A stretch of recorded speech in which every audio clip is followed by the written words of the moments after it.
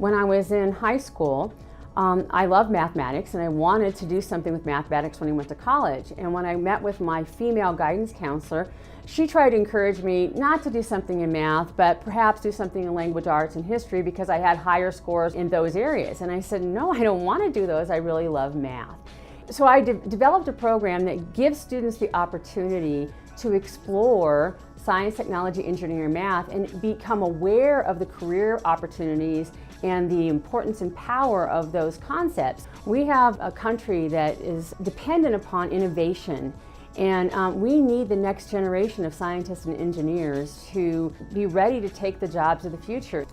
I think we have to encourage more girls to study STEM fields, to understand the career options that are there. If we can keep women thinking, being open-minded and saying, wow, if I really want to do this, there's not a reason that I can't.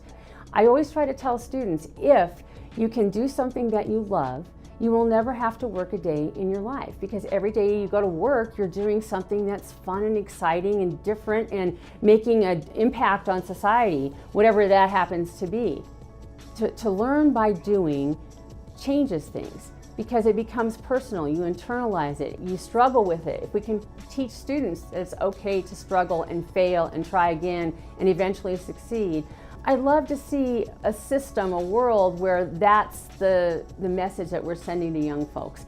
And we want to get a diverse work population. We've got to change something, and that, I think, is part of what we can do.